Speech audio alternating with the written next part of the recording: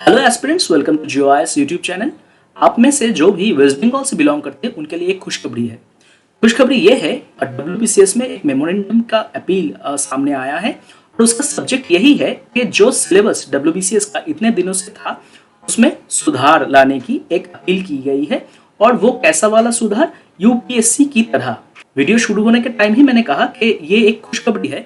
किस लिए मैं खुशखबरी कह रहा हूँ? क्योंकि मैंने देखा है कि जो भी एस्पिरेंट आते थे उनको बस एक ही सवाल होता था कि सर BCS के लिए भी प्रिपेयर हो रहा हूँ और यूपीएससी के लिए भी प्रिपेयर हो रहा हूँ, तो फिर हम लोग ये एक ही साथ दोनों प्रिपरेशन कैसे लें।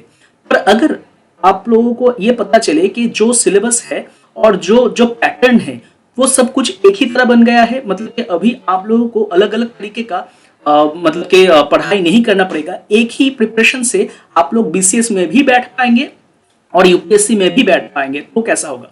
ऑब्वियसली यूपीएससी में कुछ पेपर ज्यादा होंगे और भी इन डेप्थ पढ़ना होगा, पर ये जो इतने दिनों से था पूरा अलग टाइप का pattern, evaluative pattern, question pattern, answer writing pattern, सब कुछ अलग था, वैसा तो नहीं होगा।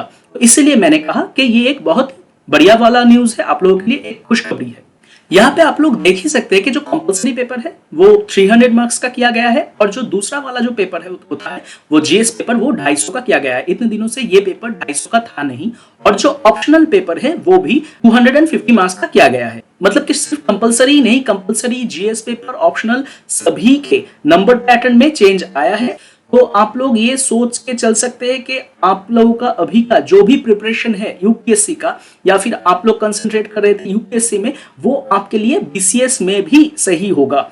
सिर्फ कुछ एक पेपर जो बंगाली जो पेपर है कंपल्सरी का, वो पेपर में कुछ सुधार लाया गया है। वहां पे cultural aspects of Bengal, arts forms including folk and art, music of Bengal, literature of Bengal, architecture, heritage of Bengal, मतलब कि बंगाल के ऊपर फोकस करके एक पेपर लाया गया है। बाकी सब वैसा ही होगा जैसा आप लोग यूपीएससी में प्रिपेयर कर रहे थे।